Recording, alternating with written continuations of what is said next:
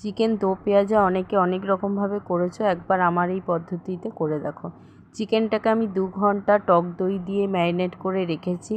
তারপরে একটা কড়াইতে সাদা তেল দিয়ে দিয়েছি, এর মধ্যে দিয়ে দিলাম সাদা জিরে, তারপরে দিয়ে দেব আমি গোটা গরম মশলা, এলাচ, দারচিনি, লবঙ্গ। দেওয়ার পরে আমি পেঁয়াজটাকে 3টে বড় বড় সাইজের পেঁয়াজ নিয়েছি, একদম পাতলা করে কেটে রেখেছিলাম। সেই পেঁয়াজটাকে দিয়ে আমি হালকা ব্রাউন করে ভাজবো। যখন পেঁয়াজটা হালকা ব্রাউন হয়ে যাবে এর মধ্যে 1 টেবিল চামচের মতন আমি চিনি দিয়ে দিলাম। দিয়ে একটু নেড়ে নিয়ে আমি তারপরে দিয়ে দেবো 2টো কেটে রাখা টমেটো, সরু সরু করে কেটে রেখেছি 2টো টমেটো। আর লঙ্কা নিজের ঝাল অনুসারে দেবেন, যে যেরকম ঝাল খেতে চাও। তারপরে এটাকে আমি ভালো করে নেড়ে নেব। অল্প পরিমাণে লবণ দিয়ে দেবো যাতে টমেটো আর পেঁয়াজটা ভালো করে গলে যায়। রান্নাটা যদি ভালো লাগে প্লিজ লাইক করো, একটু শেয়ার, সাবস্ক্রাইব, ফলো করে রাখো। তাহলে আমার নিত্য নতুন রান্না সহজ পদ্ধতিতে কী করে আমি করছি সেগুলো দেখতে পাবে। তারপরে আমি এর মধ্যে দিয়ে দেবো 1 টেবিল চামচের মতো আদা বাটা, 1 টেবিল চামচ রসুন বাটা, আর ঝাল অনুসারে লঙ্কা বাটা দেবে। আমি এর মধ্যে একটু লঙ্কা বাটা অ্যাড করেছি, 1/2 টেবিল চামচ হলুদ গুঁড়ো, আর 1 টেবিল চামচের মতন লাল লঙ্কার গুঁড়ো, 1 টেবিল চামচ জিরে গুঁড়ো, আর 2 টেবিল চামচ ধনে গুঁড়ো।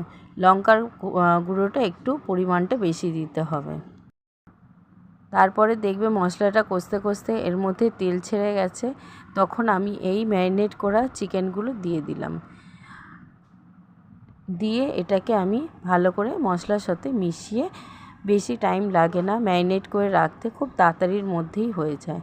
টক দই দিয়ে ম্যারিনেট করে রাখলে মাংস খুব সুন্দর সফট হয় আর মাংস গলেও যায় না। তারপরে আমি ঢাকা দিয়ে রেখেছিলাম 10-15 মিনিটের মতন। মাংস থেকে তেল ছেড়ে দিয়েছে। মাংসটাকে আমি ভালো করে একটু নেড়ে নিলাম। নিয়ে চিকেনটাকে একটু অন্যরকমভাবে খেতে চাইলে এই চিকেন দো পেঁয়াজা বাড়িতে বানিয়ে করে খেয়ে খুব সুন্দর লাগবে। তারপরে এর মধ্যে আমি অল্প পরিমাণে কাসুরি মেথি ফার্স্টে অ্যাড করলাম, কাসুরি মেথি আমার শেষেও আবার অ্যাড করব। তারপরে দিয়ে দিলাম অল্প পরিমাণে 1 চামচের মতন গরম মশলা গুঁড়ো, শাহি গরম মশলা আমি এখানে দিয়েছি। দিয়ে আমি আবার সব পুরো মশলাটাকে আমি মাখিয়ে নিলাম। মাখিয়ে আমি একটু ঢাকা দিয়ে রেখে দিলাম। আর একটা কড়াইতে আমি বড় চামচের 1 চামচের মতন আমি বাটা নিয়েছি, আর একটা বড় সাইজের পেঁয়াজকে আমি স্লাইস করে কেটে নিয়েছি। আর টমেটো ঠিক সেই একইভাবে দুটোকেই কাটতে হবে। আর এর মধ্যে আমি দিয়ে দিলাম বাটারের মধ্যে 1 টেবিল চামচের মতো মৌরি। তারপর আমি এই পেঁয়াজগুলোকে ঠিক যেরকম আমরা চিলি চিকেনের পেঁয়াজ কাটি ঠিক সেরকমভাবে চিলি চিকেনের মতনই পেঁয়াজগুলোকে কাটতে হবে। কেটে পেঁয়াজ যত বেশি দেবে তত ভালো লাগবে, কারণ এটার নামই চিকেন দো পেঁয়াজা। আর এর মধ্যে দিয়ে দিলাম 2টো ছোটো সাইজের টমেটো, দিয়ে অল্প সটে করে নেব। অল্প পরিমাণে লবণ দেবো, দিয়ে জাস্ট একটু কাঁচা ভাবটা চলে যাওয়া অবধি একটু ভেজে নিতে হবে। দিয়ে আমার এটাকে চিকেনের মধ্যে মিশিয়ে নেব। যদি আমার রান্নাটা ভালো লাগে please like, share, follow, comment করো। ফলো করে রাখলে আমার নিত্য নতুন রান্না দেখতে পাবে। তারপর আমি দিয়ে দিলাম এই টমেটো আর পেঁয়াজটাকে, দিয়ে 1 কাপের মতন আমি এর মধ্যে গরম জল অ্যাড করলাম।